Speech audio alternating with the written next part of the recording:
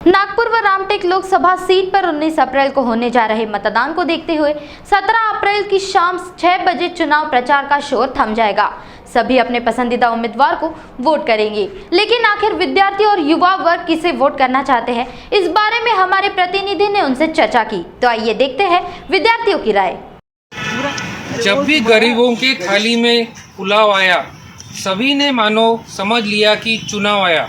अभी नागपुर लोकसभा, रामटेक लोकसभा यहाँ का चुनाव प्रचार शुरू है और ऐसे में सभी जन किसको वोट देंगे ऐसा यहाँ पे चालू है। ऐसे में किन मुद्दों पे सभी जन वोट देंगे, कौन से में मुद्दे, अभी डेवलपमेंट हुआ क्या नहीं हुआ, डेवलपमेंट के मुद्दे पे, एजुकेशन के मुद्दे, क्या कहना चाहोगे आप? पहली बात तो मेरा ये फर्स्ट टाइम वोटिंग है, तो मैं तो शिक्षण की तरफ, रोजगार की तरफ जो नेता खड़ा रहेगा, युवा के पीछे जो नेता खड़ा रहेगा उसके लिए मैं वोटिंग दूंगा।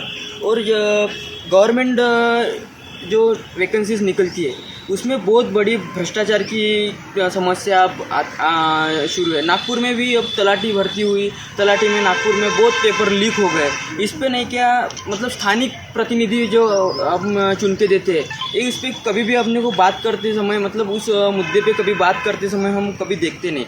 सिर्फ चुनाव आया कि इनको नहीं क्या रोजगार जैसे क्या कहना चाहोगे इस मुद्दे पे आप? देखिए, एक्चुअली मैं जिसको वोट करूँगा उनमें एक ये देखना चाहिए कि पेपर लीक ना हो, क्योंकि पेपर लीक होता है एक विद्यार्थी को नुकसान नहीं होता, कई अनेक विद्यार्थी का नुकसान है जो एक्चुअल में पढ़ाई करते हैं और जिनको एक्चुअली में कुछ बनना होता है। जैसे तलाटी का साहब ने बोला कि तलाटी के पेपर लीक हुए, बीच में पुलिस के भी पेपर लीक हुए थे, तो ये ना हो, इन मुद्दे पे ध्यान दे। और दूसरा कि पेट्रोल के प्राइजेस जो है, जो आसमान छू रहे, गगनचुंबी जो प्राइजेस है पेट्रोल के, उन पर थोड़ा ध्यान देना चाहिए। रोज़गार तो है ही, जो मतलब आज तक किसी भी पॉलिटिकल पार्टी ने इसको सॉल्व करने की ट्राई किया है, बट उनको कुछ सफलता मिली नहीं है उतनी। महंगाई और बेरोजगार के ऊपर आप क्या बोलेंगे जी? मेरा मानना यह है कि पार्टी कोई भी हो सत्ता में, बट उन्हें जो है कि लोगों के ऊपर ध्यान देना चाहिए, महंगाई के ऊपर ध्यान देना चाहिए। हमें मतलब नहीं है कि रूलिंग पार्टी कौन है, हमें मतलब है कि हमें जनता को क्या सुविधाएं मिल रही हैं, अच्छी शिक्षा मिल रही है या नहीं, रोज़गार मिल रहा है या नहीं, तो ये हमारे मेन मुद्दे हैं। बाकी का तो फिर चुन के कोई भी आ जाए, अगर वो करप्ट आदमी है तो वो कुछ नहीं कर सकता। इस बार जो चुनाव हो रहा है कौन से इस पर आधारित है, यानी डेवलपमेंट है, एजुकेशन है, क्या कहना चाहोगे विजय आप? मुझे लगता है जो 10 साल में काम हुए हैं, लोग उसी के आधार पर फिर से एक बार मोदी जी को शायद चुन के दे सकते हैं। क्योंकि जैसे अभी भाई ने कहा कि टीसीएस में प्रॉब्लम है, तलाटी भर्ती में प्रॉब्लम आ रहा है, मुझे लगता है ये सब स्टेट इलेक्शन के मुद्दे हैं। ये अगर हमें इस बार इलेक्शन में वोटिंग करना है तो हमें देश को देखना चाहिए। और जैसे पिछले 10 सालों में हमने देखा तो जो इंफ्रास्ट्रक्चर है उसमें सुधार हुआ, एम्स की संख्या बढ़ी, IITs की संख्या बढ़ी, उसी के साथ भारत के फॉरेन रिलेशंस काफ़ी अच्छे हुए। और जैसे कि हम नागपुर से तो हम देखते हैं कि यहाँ नितिन जी गडकरी ने जो काम किया है वो बहुत अच्छा है। और अगर बात करें कि कुछ मुद्दे जैसे महंगाई हो गया, रोजगार हो गया, तो ये कायम रहने वाले मुद्दे हैं, ये हर बार रहने वाले हैं। हाँ, थोड़ी बहुत बढ़ोतरी हुई है, पर मुझे लगता है कि आगे जो सत्ता फिर से अगर आती है तो एक अच्छा बैलेंस बनाया जा सकता है। तो मुझे तो अभी भी फिर भी ऐसा लगता है कि मोदी जी की सत्ता आने वाली है। कास्टिज्म के ऊपर लोग बोलते हैं क्या वोटिंग होता है, क्या कहना चाहोगे आप हर्षल? कास्टिज्म के ऊपर तो वोटिंग जहाँ तक के हो रहा है शायद, क्योंकि देखा जाए तो हमारे नागपुर में वैसा हो रहा है कि एक तरफ OBC नेता है और एक तरफ जनरल कैटेगरी वाले हैं।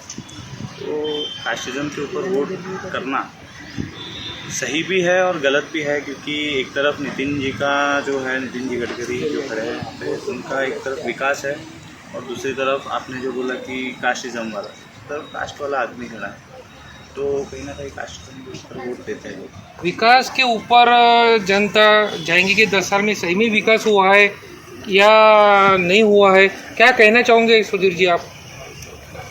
रही नागपुर लोकसभा की बात, तो लोग विकास के ऊपर में वोट देंगे और विकास के आधार पर जिसने विकास किया उसको ही वोटिंग करने वाले। हो सकता है थोड़ा बहुत लोगों का, जो हमारे साथी लोगों ने बताया है कि लोग कास्ट के आधार पर थोड़ा बहुत उनका झुकाव है। विकास हुआ है या नहीं हुआ है? बिल्कुल 110% विकास हुआ है, ना बोलना बोले तो ये गलत बात हाँ है। वो किस एक्चुअली प्रकार का विकास हुआ है, क्या कहना चाहोगे आप? विकास बोले तो पूरा जो रोड, फ्लाईओवर्स, उसके बाद में IIT, IIIT, IIM, national law university, अभी नरसिंह इंजीनियरिंग यूनिवर्सिटी आने वाली है, और ऐसे बहुत सारे इंस्टीट्यूशन आए हैं, IIIT है साथ के अंदर में, और ये सब अलग अलग प्रकार के इंस्टीट्यूशंस है जो अभी पहली बार 10 साल के अंदर में आए। नहीं तो अभी तक क्या ऐसा था कि जो गाड़ी पुणे से छुट्टी थी, पुणे, मुंबई, औरंगाबाद, नासिक के बाद में विदर्भ की तरफ में आती नहीं थी, विदर्भ से सीधा मुंबई की तरफ में चले जाती थी। तो ये बात अभी कट हुई है, तो नासिक के बाद में ये अभी अपने पास में नागपुर की तरफ में आ रही है। तो ये तो बोलना गलत बात है कि विकास नहीं हुआ करे। युवाओं ने अभी डेवलपमेंट हुआ, एजुकेशन हुआ, क्या कहना चाहोगे? मतलब विकास 2024 का चुनाव डेवलपमेंट पे ही, विकास के मुद्दे पर हुआ। विकास के मुद्दे पर चुनाव हुआ और डेवलपमेंट के मुद्दे पर चुनाव हुआ, ऐसे सभी ने और कुछ बातें बाकी जनों ने डेवलपमेंट के मुद्दे पे कही। मैं राष्ट्र निर्माण के लिए स्नेहा के साथ राकेश मर्जीवे, नागपुर।